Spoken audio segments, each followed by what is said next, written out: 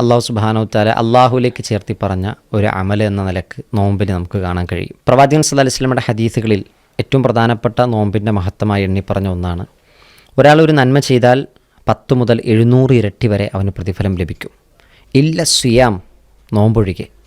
നോമ്പിൻ്റെ പ്രതിഫലം കണക്കാക്കാൻ കഴിയില്ല എന്നാണ്. നമ്മളെപ്പോഴും പറയാറുണ്ട് അള്ളാഹു സുബ്ഹാനഹു വ തആല 10 മുതൽ 700 ഇരട്ടി വരെ പ്രതിഫലം നൽകുമെന്നുള്ളത്. പക്ഷേ അതിൽ നിന്ന് അള്ളാഹുവിൻ്റെ പ്രവാചകൻ സിയാമിനെ ഒഴിവാക്കിക്കൊണ്ടാണ് പറഞ്ഞത്. നോമ്പ് അവൻ നിർവഹിച്ചത് അള്ളാഹുവിന് വേണ്ടിയാണ്. അതുകൊണ്ട് തന്നെ വാനാ ജിസീബി, ഞാൻ അവന് പ്രതിഫലം കൊടുക്കും, കണക്ക് നോക്കാതെ. അതിനൊരു പ്രധാന കാരണമുണ്ട്. ക്ഷമ അനുഭവിച്ച അല്ലെങ്കിൽ ക്ഷമിച്ച ആളുകളെപ്പറ്റി ഖുർആൻ പറഞ്ഞത് ബിഗൈരി ഹിസാബ്, കണക്ക് നോക്കാതെ പ്രതിഫലം കൊടുക്കുന്നതാണ്. അപ്പോൾ ഒരു മനുഷ്യൻ അവൻ്റെ ജീവിതത്തിൽ ഏറ്റവും കൂടുതൽ ക്ഷമിക്കുന്നൊരു മേഖലയാണ് പകൽ സമയം മുഴുവൻ ഭക്ഷണം ഒഴിവാക്കുന്നു, വെള്ളം ഒഴിവാക്കുന്നു, അവൻ്റെ ആഗ്രഹങ്ങൾ ദേഹേച്ഛകൾ ഒഴിവാക്കുന്നു. അങ്ങനെ അവൻ ക്ഷമിക്കുന്നു അവൻ്റെ പകൽ സമയം മുഴുവൻ. അതുകൊണ്ട് തന്നെ കണക്ക് നോക്കാതെ പ്രതിഫലം നൽകപ്പെടേണ്ട ഒരു അമലാണ് നോമ്പ്.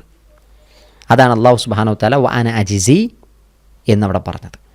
വല്ലാഹു അലം. നബി സല്ലല്ലാഹു അലൈഹി വസല്ലമ നോമ്പിൻ്റെ മഹത്വങ്ങളായി എണ്ണിപ്പറഞ്ഞ ഒന്നാണ്, ഒരു റമദാൻ അടുത്ത റമദാൻ വരെയുള്ള അവൻ്റെ പാപങ്ങൾക്ക് പരിഹാരമാണ്. ഒരു റമദാൻ കഴിഞ്ഞ് അടുത്ത റമദാൻ എത്തുമ്പോൾ അതിൻ്റെ ഇടയിലുള്ള പാപങ്ങൾ തൊട്ടടുത്ത റമദാനിലൂടെ പൊറുക്കപ്പെടും.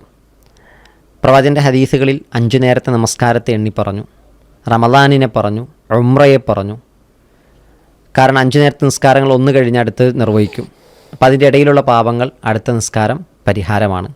ഇതുപോലെ നോമ്പ് കഴിഞ്ഞു അടുത്ത റമദാൻ എത്തുമ്പോൾ അതിൻ്റെ ഇടയിലുള്ള പാപങ്ങൾ തൊട്ടടുത്ത റമദാൻ കൊണ്ട് പരിഹരിക്കപ്പെടും. ഇതുപോലെ ഉംറ ചെയ്തു, അടുത്തൊരു ഉംറ ചെയ്യുമ്പോൾ അതിൻ്റെ ഇടയിലുള്ള പാപങ്ങൾ അള്ളാഹു പുറത്തു കൊടുക്കും.